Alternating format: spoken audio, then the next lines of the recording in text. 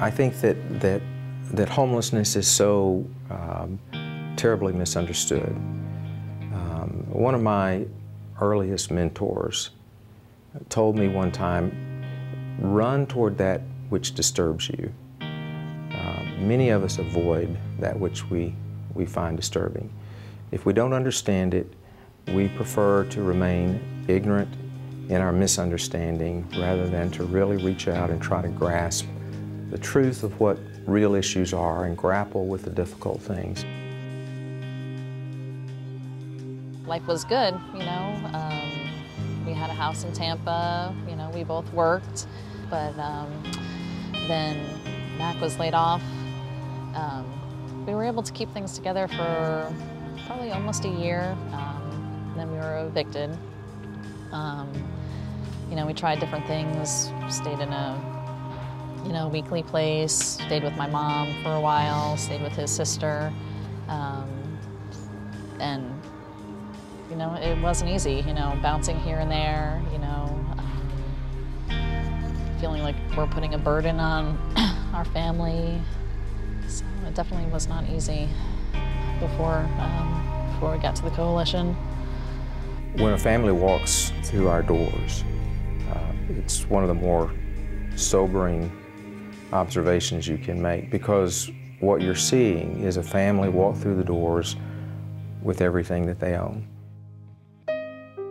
My main focus was to stay together, because everything that I'm doing is for the children, to give them a better life. When I was researching all the shelters in the area, I would call and they would say, we don't take pregnant women, were you know, in abusive relationship, you can't bring your kids. I came across the WRCC, and at this point I was done. I was just so embarrassed, and it's a very hard call to make in admitting that you can't take care of your family. And I was gonna wait until like a month or so when I had the baby, and she said, come now.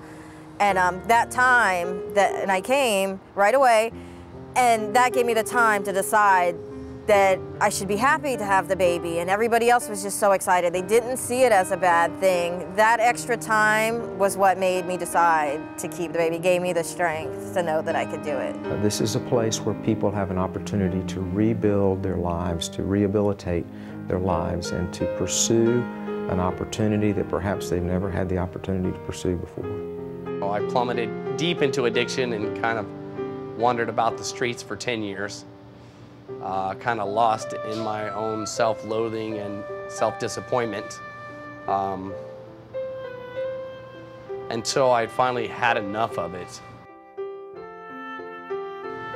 You know, I had said a heartfelt prayer to God, please either check me in or check me out. You know, help me get help at a facility or let me die.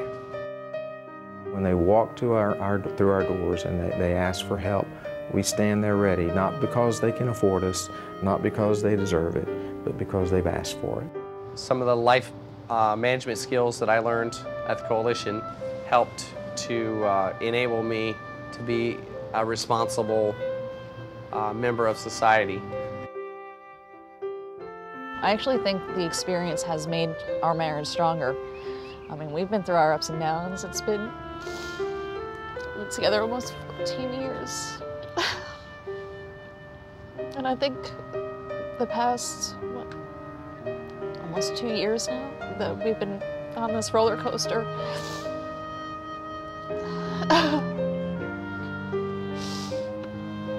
It's definitely made us have a stronger marriage. I would love to give advice to people that would simply say, run toward that which disturbs you. Investigate it. Look at it curiously so that you can come to understand that, you know what, there is something about this issue, there is something about homelessness that I can address, that I can do something about, and that I can be a part of the solution. Sometimes life can take a turn, unpredictable. We learn that somehow we forgot our dream. They're here to help you help yourself. They're gonna hold your hand while you do the things that you need to do, but they're not gonna do them for you. It's a stepping stone, and they're here to help you get on your feet. But the dream is still alive. We have to reach down deep inside and sing a song of joy today. None of this would have occurred had I not found the Coalition for the Homeless and started to rebuild my life. When I look into your eyes, I am quick to realize what's most important in this world. Sometimes it just takes a little bit of help and a little bit of an encouragement. You know, in a place like the Coalition, they definitely make the difference for a lot of people. A lasting difference, you know. Help each other and always give. Create a safer place to live. Show the children they are loved. I found a plaque and I hung it right by our door in our new apartment, and it said, "Live for today, learn from yesterday, have hope for tomorrow." So that's all we can do. And it's love, love, love that brings us hope. All we really need is love, love, love that takes us home.